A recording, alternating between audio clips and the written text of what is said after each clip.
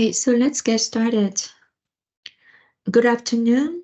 Thank you for being at the USF Friday Transition Seminar. And for those who are not familiar with this seminar is sponsored by the Department of Civil and Environmental Engineering, as well as the Center for Urban Transition Research, acronym CUTR. And it's also facilitated by the ITE student chapter. And we also get the financial support from the UTCs housed at Qatar, including NISA, and previously CTEC, TomNet, and CTED. Okay, so my name is Yu Zhang. I'm a professor in the department, as well as director of NASA National Institute for Congestion Reduction, USDOT National University Transition Center. And I'm also leading the Advanced Air Mobility Research Program at the Qatar.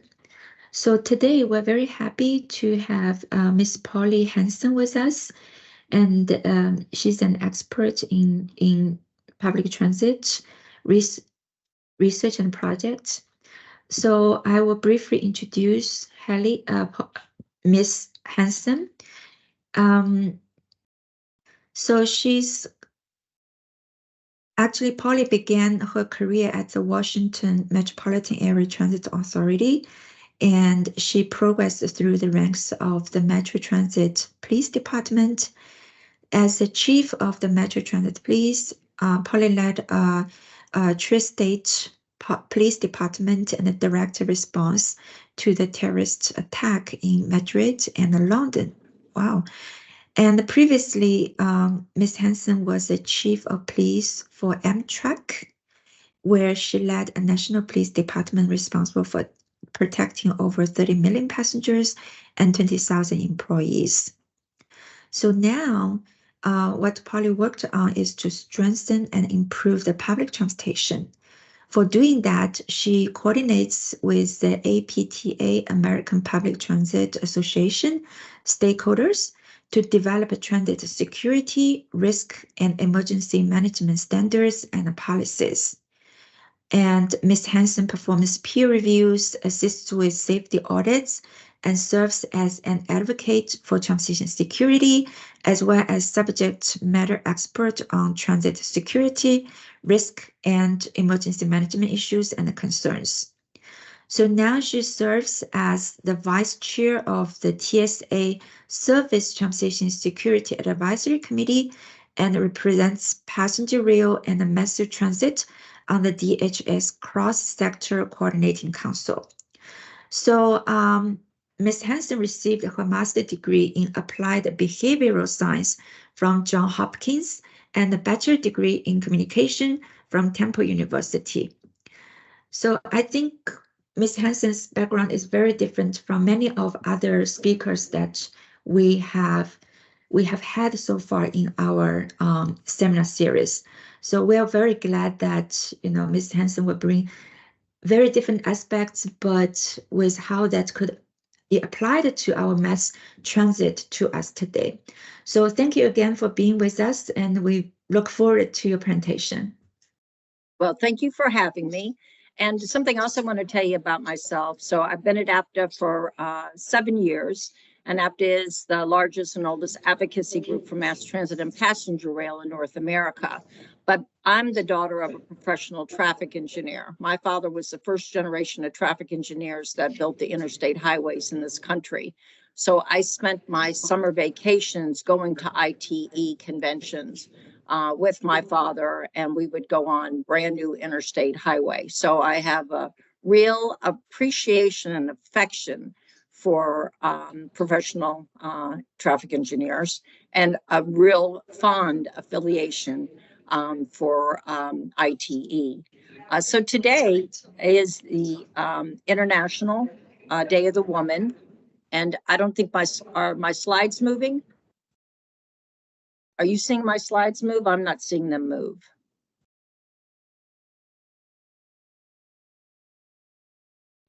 If this is not your screen sharing, then somebody in the room needs to advance the slides for you. No, we don't have access to the slides. So Have you Polly, given this me is control? shared by you. Yeah, I'm sharing it and it's not moving the slide though. Okay.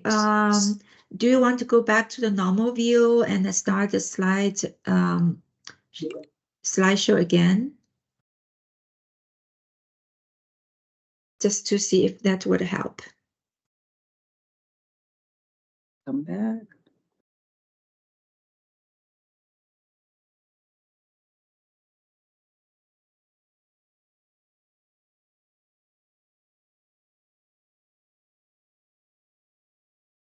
Try again. Okay, we got it. Okay, great. So this is who APTA is. And as I mentioned, it's the International Day of the Woman. So I do want to talk about personal security considerations in mass transit, which are important things for engineers to recognize. Because what we know is that more women than men use transit. And in many cases, the women who use transit are transit dependent. And so, this is a picture of an old-timey person, lady. And personal security issues in public transport aren't new.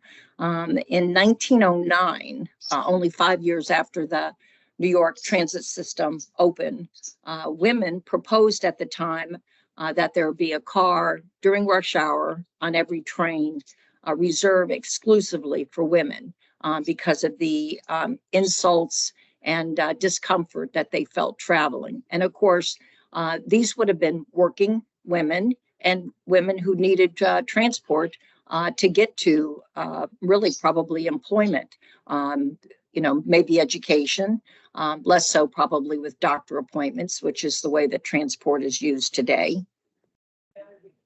So we're going to talk about some of the transit ridership. And as I mentioned, women use public transit more than men. In some cities, a large percentage of women are transit captives. And that means that if they didn't have transit, they wouldn't be able to get to daycare, to school, to their jobs. If public transit isn't safe or reliable, then people's access to mobility can be impaired. Men may be the victims of crime more often than women, but women are more fearful of crime and being victimized. And so, since women represent half of the population in most countries, there has to be adequate and useful transit services so that they have equal access to the economy and a lack of barriers to success. So what we also know about ridership is that, it did decline. It had declined before the pandemic, both on bus and rail. We know that it declined during the pandemic. Some transit agencies have rebounded, particularly on bus. Commuter rails, not so much because, of course, we still have people working from home. So I am going to talk about some of the initiatives that agencies have employed to make people feel safer. And it's not just women. It can be people of color, or it can be people transgender, other sexual orientation. And so LA Metro is one. LA Metro is actually a leader in focusing on women's travel patterns. They had a study done several years ago. And, I'm such an admirer of the work that Qatar does. There's also the Transportation Research Board. The Transportation Research Board is part of the National Academy of Sciences. National Academy of Sciences was created by Abraham Lincoln to be an independent body to do research for the federal government. So inside the National Academy of Sciences and the Transportation Research Board is the Transit Cooperative Research Programs. And so currently the TCRP, as it's called, is also going to look at women's travel patterns and ways that transit can be improved for everybody, but particularly women, because of what I referenced before. They're transit dependent. A lot of times women are traveling at night because of their employment. And this study is going to look at barriers to safe and secure transit. So, because LA Metro is a leader in this, they did a study and they found that You know, not a large percentage, but, you know, almost a quarter of the writers had experienced some kind of sexual harassment while writing the system. And so they partnered with any variety of organizations. And this is an example, Peace Over Violence. It's an advocacy group.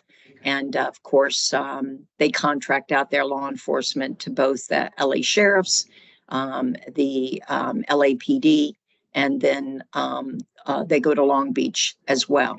So this is just an example of a campaign. And then once again, they have very detailed ridership information. So based on this ridership information, they can look at some of the things that I'm also going to talk about further on in this presentation. King County Metro, another area and jurisdiction, you know, here in Seattle, Washington, you know, going back to 2018 to coincide with Sexual Awareness Month, they launched a campaign, multiple languages, and they also have a strong relationship with a resource center, once again, to assist victims if somebody has been victimized, and that could be an employee as well as a writer, to ensure that they're supported.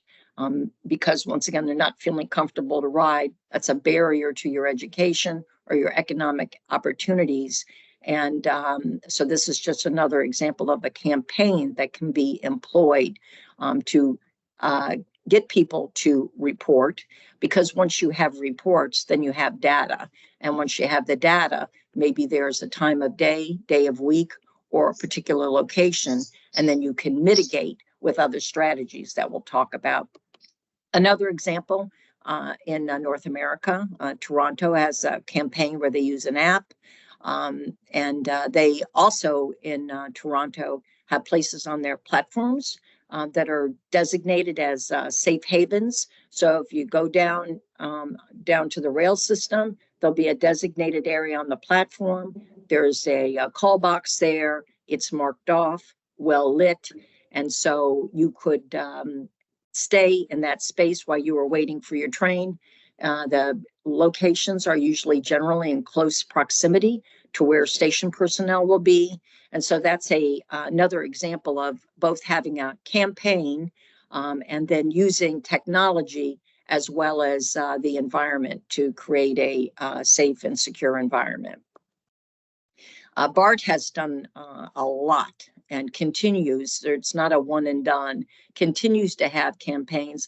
And once again, this came out of their research that indicated, in particularly here, that young women felt uncomfortable and targeted and harassed. And so they've done a lot of training with their employees, with their police department, and then they have a campaign that suggests that they don't tolerate harassment, and are advocates of programs where bystanders can intervene. So it's not the person who's being harassed sole responsibility for their safety. What they suggest is that if you see somebody being harassed, you could act like you know them and try to intervene that way, or you could try to call authorities on one of these apps like Toronto has, where you can report suspicious activity. Metro Vancouver, another partner in North America, that's also got a campaign. And you know, many Canadian properties offer night stops. So in night stops, women are allowed to ask the bus operator to stop at any location during nighttime hours. They've initiated kind of a multi-prong approach to harassment, and that's their transit police, partnering with local community organizations, focusing on women's safety from a violence and sexual assault perspective. And in fact, after they launched their program, they saw a huge increase in the number of folks reporting. You see, they also have a text number And that does create awareness about their See Something, Say Something program. And once again, once you have a program like that, I saw a dramatic increase in people notifying them about either concerns for safety or security, or that they felt uncomfortable in the system. The system that I worked at, WMATA, has also adopted the request a stop. So once again, these are generally or almost always done in the evenings, and you just tell the bus operator, obviously the train stops or the train stops, but you can tell the bus operator where to let you off, and that could be where you work or your house, so that you don't have to walk down the street. And it wouldn't surprise me that kind and wonderful bus operators, wait till you get inside of wherever you're going. WMATA, actually, the group that's there, Collective Action for Safe Spaces, they had done a survey of people on the street and asked them if they felt safe. And what happened was that people said, well, yeah, they felt safe on the street, but where they didn't feel safe was Metro. And so this organization then partnered with Metro. They also have campaigns, and there's also focus on transgender, not just women. And in fact, the Metro Transit Police have a detective that was assigned to these cases. She herself had been a victim, so she had a tremendous amount of empathy and desire, check social media. I know from working at Metro, Metro is really dogged about investigating any of their complaints for upskirting. And upskirting is when somebody, has a camera in a bag or something that's close to the ground and takes pictures up people's dresses. It's just crazy. And it shocked me when I worked for the Metro Transit Police, who did that. So, somebody who's working at the Pentagon and had a security clearance was up, taking upskirting pictures. And sometimes when they post them on social media, the detective that the transit police has, would go try to see if they could make connections between groups or other people sharing that information, and then the possibility of trying to identify other victims. And the identification of victims can be done through your fare media and other ways of tracking people using the cameras. Once you've identified a suspect, you're seeing his or her travel patterns, then you could technically, using surveillance technology that you have in your system, find their travel patterns and try to identify people who may not have known that they were recorded. So, with WMATA, they started their campaign in about 2018. And out of the original complaints, they got almost 300. Almost half of those were some type of sexually related harassment. And, a small percentage happened during the day. The majority of them happen at night. And they really did increase their online reporting. And once again, like the Bay Area Rapid Transit, they're another agency that is into the intervention, and they call it 5D, which is direct intervention, delay, distract, delegate, and then comment. And so once again, we can all help somebody who's being bothered. And it's not to confront the person who's bothering them. It could just be to distract or engage the person who's being bothered in some kind of conversation, so that you disrupt that type of activity. It's another example from the San Francisco Municipal Transportation Agency. Really kind of post-pandemic, they started developing a safety equity initiative, because equity is important. And I know that, there have been recent articles about diversity and equity and inclusion initiatives that were created post some of the sexual harassment of very famous people we saw.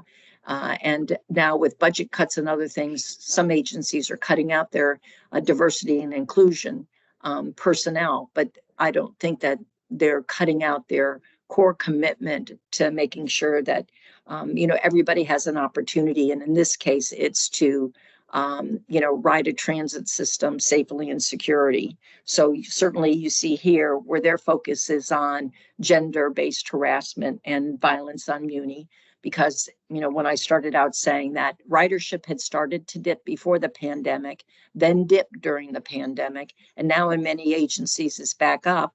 From the media reports you see, just recently in New York, they sent the National Guard in. To search bags, which is a total turnaround from some of the efforts and activity you saw post George Floyd, where people didn't want to see a militarized police, and people didn't want to see heavy police influence. Now, because people feel unsafe riding transport, which they need to do, there are a variety of activities to stop violence and harassment so that people feel safe to ride. Muni says that women also sometimes feel unsafe, which impacts their ride. And when they ride, and they're differentiating both gender-based and people of color, that they need to be able to feel comfortably, because otherwise it can impact communities of Black, Indigenous, and people of color inappropriately when they may be impacted once again in their inability for commerce, for the economy, for a good way of life, because they're transit reliant and then don't feel comfortable riding because of harassment. So other considerations, and this is probably more in your wheelhouse, is some of the things like crime prevention through environmental design standards. And APTA, in addition to having webinars and advocating for transit funding and commenting on rules that the federal government wants to make, we also develop standards. And I'll show you a reference to our standards page. But the use of crime prevention through, design standards is really, really important. And, here's just an example of, topside at a station, but topside at that station, you see, there's a possibility where there's a display there. So having people know what time the bus and trains are arriving, having a QR code that you can get real-time information, or having an app to be able to report lights out or suspicious activity. So both the utilization of design standards, the heavy use of technology, and then the considerations of people's travel patterns and customer surveys or research projects like LA Metro did, helps you have the data, to focus on creating a safe environment. I mentioned regulation. The mass transit and passenger rail in America is regulated by both DOT.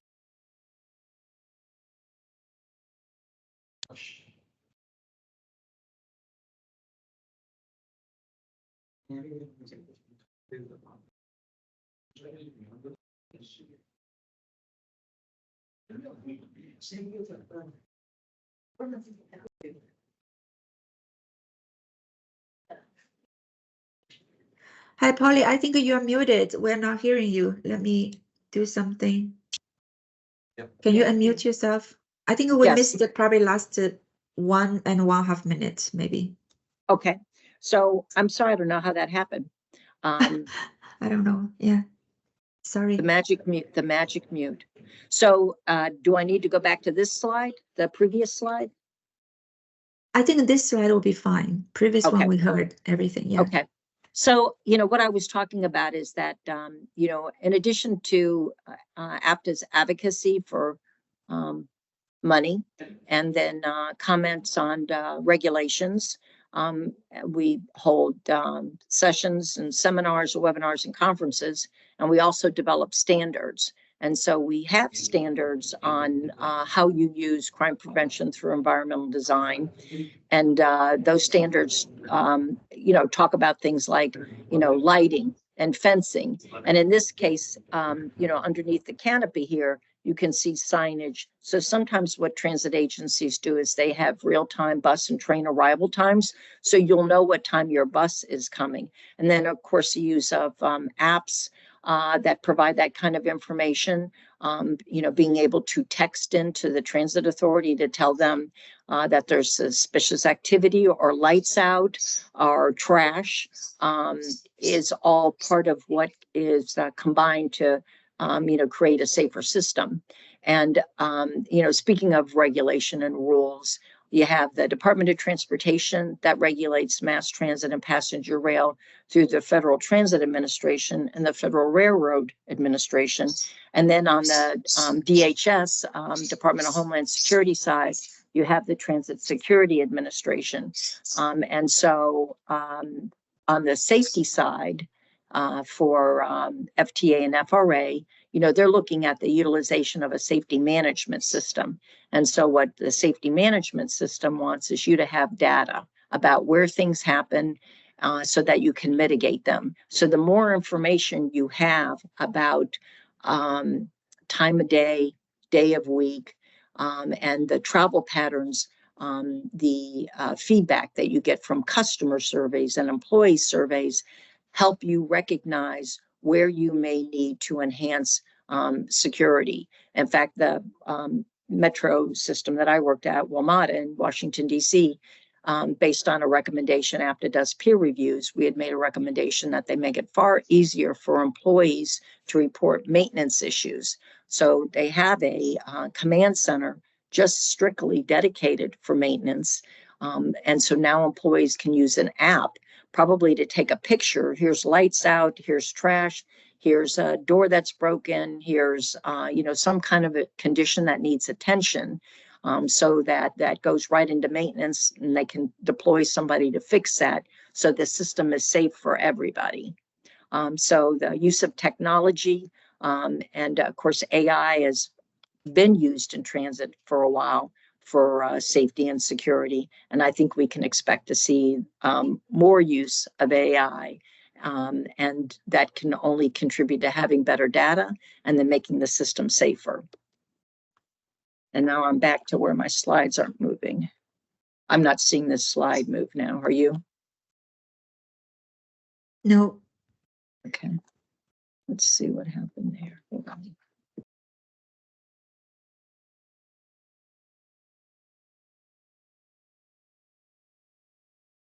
We'll go at it again.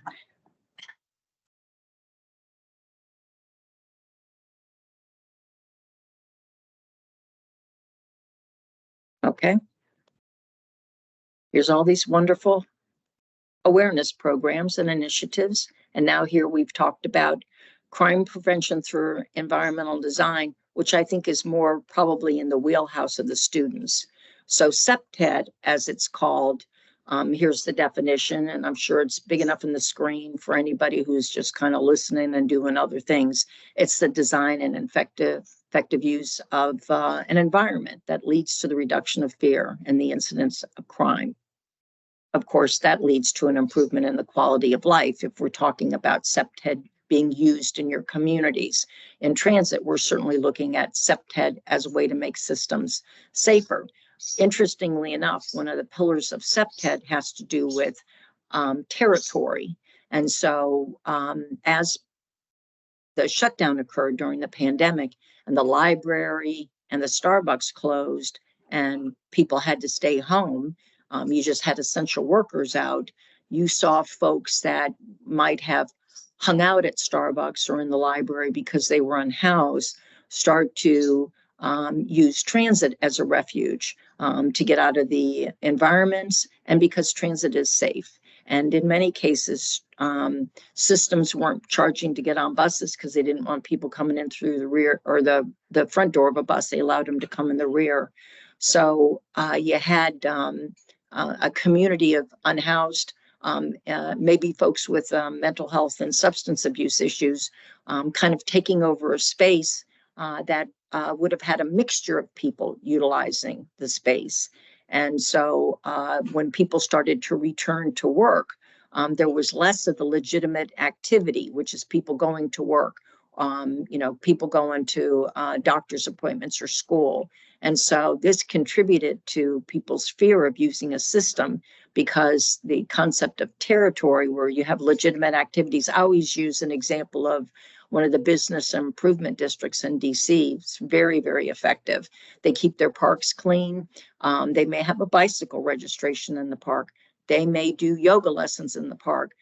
So there could be unhoused or other folks in the park that might make you uncomfortable, not because they're doing something, just because they just make you uncomfortable. Could be students, after school being loud might make you uncomfortable, but there's enough other legitimate activity occurring that it diminishes that fear of crime and disorder. So CPTED is effectively used in transit agencies. And in fact, transit agencies have a requirement to do safety and security certifications for either projects that they get funding from the Federal Transit Administration, or for other projects. They have to certify that they've gone through and looked at the safety and security, which now includes cybersecurity of the system. And CPTED is an excellent tool to use that. So, at the bottom here is examples of, well, what are those? So it is fencing. It's how to use gates. Landscaping. If you're, people love to have landscaping. Well, if the bushes are too tall, or they block the light, or they block the ability for the station manager or bus depot person to be able to have a direct line of sight, then the landscaping is actually an impediment to a safe environment. Where bus stops and shelters are located, how they're designed. Some of the CPTED is having a tremendous amount of glass so that you have light coming in and that you can see what's happening in a facility. And certainly, you do have to blend it with whatever aesthetics of what you're building, what the design is. But CPTED, I think, for an engineer is very, very, very important to recognize. And now it looks like I'm frozen again. Sure why that's happening, ladies, but just have to bear with me. Another alternative, you can do not There we use go. it. Oh, Yep. okay. How we good. doing? We're there? Yes, yes. Yeah. Okay. So here's just another example of CPTED. We've got the bus stop there. You got a lot of activity. What I might suggest is that, might be better not to have the newspaper vending machines there as people are getting off. Do we have adequate lighting? Do you want to cut those trees back? So the principles, and once again, here's the 4 pillars: the natural surveillance, which I talked about, having glass and open and light, the access control. If anybody's ever been to Washington, D.C. and ridden the system here, you have the vaulted ceilings. Well, people thought, is that supposed to look like the Capitol? Yes, it is magnificent. And the design of architecture in DC was a consideration when they were building the metro system. But it's also much harder to graffiti on something when the walls are rounded. Initially, when metro was built, there were no public bathrooms because their assessment had been that in other systems around the world, that's where some of the crime happened. And also in the metro system, you don't see a lot of pylons and pillars like you do in the older systems, New York and Boston being the oldest transit rail system. It's very open. You might have the elevator bank as an obstacle, but that's a necessity for ADA purposes. But other than that, you have a clear line of sight. And then, of course, they have the kiosk there that has cameras and can see everyone and everywhere. So you see the territory, and then, making sure that you have adequate maintenance. So CPTED, I think, for an engineer is particularly important and something that's forgotten. And it's something that's not thought about sometimes until later parts of a design. And then it's more expensive to incorporate crime prevention through environmental design standards, because it wasn't something that you envisioned when you were designing in the system. And so, making sure that you have, cameras and, call boxes or an ability for someone to alert, making sure that you're putting in your safety systems in the very beginning, helps. And, there's just more information about how CPTED uses the behavior of people and the knowledge of crime generators, the physical and social environment, to reduce opportunities for crime.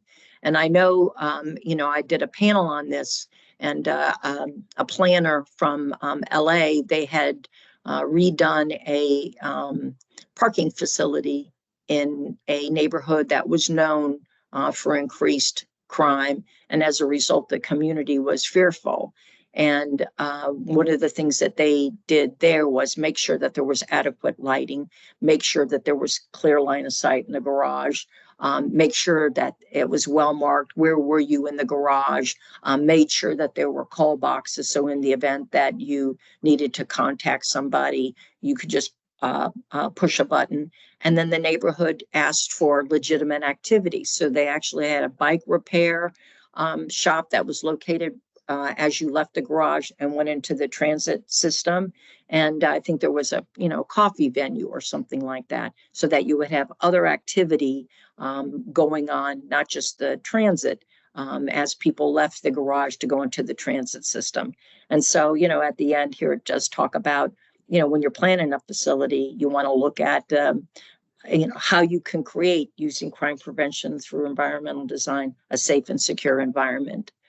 So APTA has a toolbox on our website about personal security. These are, some of the posters that I referenced earlier during the presentation about making sure that, in addition to what I just talked about, the design of the system, that we put processes and systems in place so that people feel comfortable. And, a lot of times when people don't feel comfortable, it's after hours when there's less ridership, or they're on a train car and there aren't people on there. And so that's why having campaigns, and these are posters that are placed in people's system, so that you know what to do, and that that the transit authority has taken people's comfort and security as a component of making sure that, your ride is not just reliable and safe, but it's secure as well. I referenced our recommended practices. So we have hundreds of standards working groups. I'm sure if you've got a project you're working on and designing something or looking at something, we have a standard that covers it. I just manage the 4 security standards. And so we have 2 that focus on cybersecurity, and we've been looking at cybersecurity for over a decade. And of course, now cybersecurity is regulated by the Transit Security Administration. It's really managed by the Cybersecurity and Infrastructure Security Administration, CISA, but they don't have regulatory ability. So TSA has regulated it for the larger rail systems, and for the bus systems has recommended, not mandated. So they want you to have a coordinator. And so the larger systems are required to have a security coordinator. They're required to have a cybersecurity coordinator. And then on the safety side, they're required to have a chief safety officer by regulation. And then in the case of cybersecurity, you have to have a plan, an incident plan. What are you going to do? Twice in 2 weeks, I've gotten contacted by CEOs for systems. They were bus only, so they were not regulated. They did not have policies and procedures, so they got ransomware and they didn't know what to do. And you can only keep that a secret for so long. As soon as you got to make payroll and your employees can't get paid, people are going to find out you got ransomware. And so part of having the plan is exercising the plan, so that everybody in the company, when I explain this to the chief information officer at the one system and said, hey, you need to figure out how you're going to pay people, that he wasn't even thinking about that. All he was thinking about was stopping the bleed, cutting off his systems and segmenting them so it didn't further impact their ability to operate. He wasn't even thinking about the human relations side. So that's why you need to have a plan, exercise the plan, and then obviously look to make sure that you have the ability to assess if somebody's trying to penetrate your system. But this is the link to the security standards. And so besides the two cyber groups, one that focuses on informational technology, which, you know, we're all aware of because that's your email and your other systems. And then the operational technology, or the systems that really run your trains and buses and do some of the, you know, back end work, and are really the more critical and safety dependent. The other two security groups are one that focus on security and emergency management. So they have, you know, how do you know, with New York now searching bags, how do you do random searches of bags? How do you do continuity of operation? You know, you folks are down in Florida where you have hurricanes. So if you have to leave the site, and the transit agency had to leave their maintenance facility or where they're operating out of, where are they going to go operate from? So continuity of operation. How do you manage, you know, during a pandemic? We had a how do you manage during a pandemic, and then interestingly enough, when systems shut down, somebody wrote to me and said, well, you know, we had a policy on how you shut down. We don't have one on how you open back up again. And we quickly, in the course of 2 weeks, put together a standard that tells people how you recover from an event where you have to shut down. Special event planning has been huge. You know, you think of all the, you know, the planning for the Taylor Swift concerts, because she increased transit ridership and the economy in every community that she had a concert in. We're going to have the World Cup all over the United States this year. Huge concerns, because not only will it impact the city that has the World Cup, other cities will also have viewing stations where people can watch the World Cup. I myself was involved in the Pope coming to 3 cities and planning for an event like that. So we have a policy on how do you plan for both weather events and special events. And then the other group is an infrastructure group. And that's the group that really looks at the standards that if you're an engineer and you're designing something, you might be interested in our very specific recommendations on lighting and fencing and bathrooms and other, design and infrastructure. So we have very detailed systems and processes outlined for how do you do a threat and vulnerability assessment, which is a requirement for both TSA and some of the grant opportunities that the federal government has. So this is my email and, certainly my title and phone number. I'm happy to help you with any kind of project or question that you have about either the area that I'm in, which is security risk. I also do our risk manager, so I deal a lot with insurance brokers and some of the information that insurance carriers are looking at and agencies are looking at to get insured. And then I do emergency management as well. So I'll stop then and stop sharing my screen. And certainly whatever way you think is a good way to answer questions, try to answer questions. Great. Thank you so much for the presentation. We're going to open floor for the questions. So for the students in the classroom, Judy's there. Maybe she can help coordinating if there's any other questions. And also for the audience online, please feel free to unmute yourself and ask the questions to our speaker. And I'm sorry about the technical issues. I don't know why, periodically it would freeze and we had to start all over again, but that's just something you have to learn how to do. No problem. Maybe some compatibility issues that happens in our other seminar as well. So any questions for Ms. Hansen? Thanks so much for coming, Polly. Any questions in the room?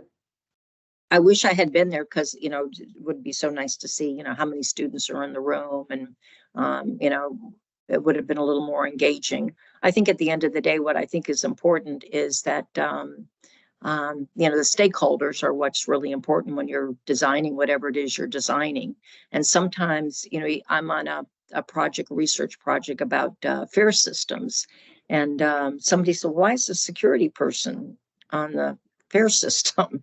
And I think it's because they wanted me to advocate and articulate for the operational employees, because what happens is you'll have people that sit in an office, and the worst thing that's going to happen to them is they're going to get a paper cut, and they're designing a fare technology, an app, or some type of fare collection system without having spoken to the people who are out in the field that are going to have to explain it to the customer.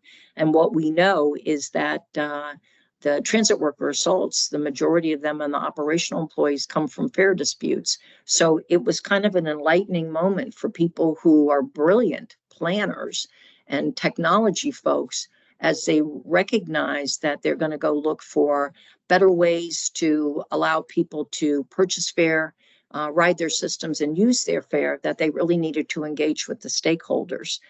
So I think that some of this advocacy and description is that you create something, somebody has to operate it and use it, and there's considerations for security and safety that should be thought about, and there are lots of resources that help you do that.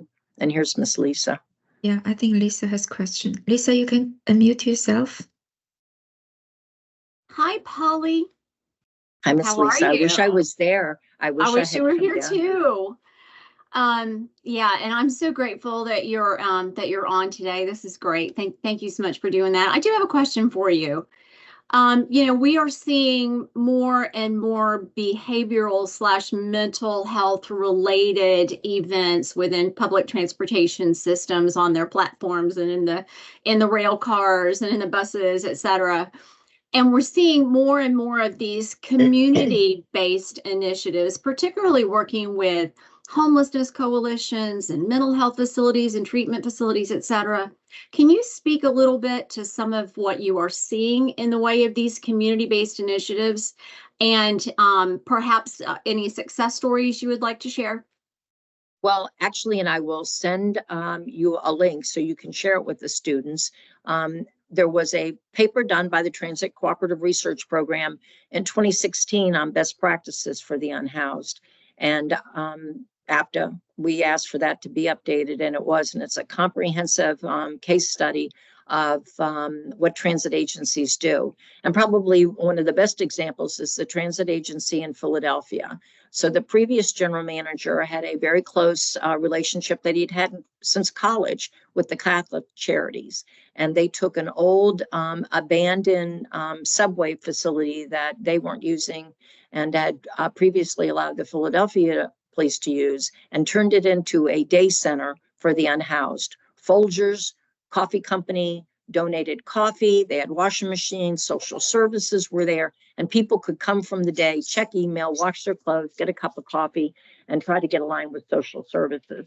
So they get a new general manager, and she thinks that that's fine, but that this should be extended. And it's not a security problem, it's an agency problem. Because if you have some kind of issue and it involves people urinating in your elevators or passing out because they just OD'd, that impacts operations. So they made it an executive C-suite initiative to go out into the community and establish the relationships that I think you were referencing, Lisa, because the people who use transit live someplace. They don't live at the transit system. They're citizens or residents of the communities that transit system goes to. And so having an opportunity to liaison with the communities so that people who need mental health support or are unhoused and are looking for a way to get to housing can meet those services. And so some of the best examples that you see, and agencies are allowed to use their federal government funding to either hire somebody who's a crisis interventionist or a mental health clinician who can go out in the system and make relationships, and those relationships take time to make with folks who then can be referred to services and support to either get housing or to get support for a substance abuse. But I think when I talked about, ridership went down before the pandemic, and then during the pandemic, people went home. And then because some of the places that closed, that folks that, might have been experiencing mental health issues or were unhoused started coming to transit because transit was open. And in some cases it was free, and of course it's safe. And then once you get comfortable someplace, that's kind of where you want to hang out. And so the best examples are where the transit agency, and you had a bunch of resistance in the beginning because transit CEOs are saying, we're not in the business of, housing people or mental health. Though you do have some transit systems who have allowed local communities to build, housing, for women or for men on their property, in their parking lots that were underutilized because people are maybe not driving and parking there to use the system anymore. So some transit agencies have taken surplus property and made it available for tiny houses, and other agencies have allowed that to happen on theirs. But most agencies try to have a relationship with the social services in their region so that they can identify the people who are using their system and make sure they get counted in the housing and urban development counts of folks that lack housing, so that the community knows that there are people that reside at a system or in a system, so that they can be located and served. So I can send that report to you. It just came out, and it's got some really great examples of what people have done to work together. Many people get grant funding. Denver was the first city in the United States to have mental health clinicians go out with their police officers. So the Denver transit system was actually the first that also had clinicians go out with their transit police. They actually got a grant from the federal government. They got a grant from Medicaid. So there are grant opportunities with social service agencies that allow them to get the funding to be a funnel or to identify people that need services. And of course, some jurisdictions, have to make sure that there are no encampments along the right-of-way, because you could have, that happened in Florida, actually, where, you had an encampment and people were unhoused, living over here, then walking across the railroad tracks to get to services over here and getting struck by trains. So a lot of times, people think it's unsafe to have those encampments along the right-of-way and want to clear those out. But that takes, once again, an effort. And several transit agencies actually hire people from the community, people who were unhoused or who had substance abuse issues, who have gotten the support they need, and then they've lived that life. And so they have an ability to go in and have conversations with people because they were those people. Yes. Holly, I have a question. So you mentioned about applying AI to improve the security for the mass transit. So do you have some good examples, from what you have observed, what you have seen, what you have learned? Can you share that with us? Well, certainly using cameras that have algorithms. So, the camera can have an algorithm where, for instance, a car is parked outside that shouldn't be, and so it alerts, or a package is left longer than is normal, and it alerts. And on the safety side, algorithms can be used to detect an object or a person on a track that shouldn't be there. So, AI has been used for those purposes. And once again, it's just building in the algorithms that help you detect something so that you can mitigate whatever that hazard is that you're trying to detect. Okay, so the follow-up question is, our massive transit is subsidized by, the federal or state level funds. So they already kind of under the water for the funding financial situation. When we talk about AI, we need to install the cameras. Those may not be so expensive, but if we want to have the algorithms developed and running in the back, and then have the personnel who can use those algorithms to come up with those alerts or warning or detection, that could be costly. So from the financial perspective, how these challenges could be managed? So the federal government usually gives money to, build something. Usually the money is not there to operate it.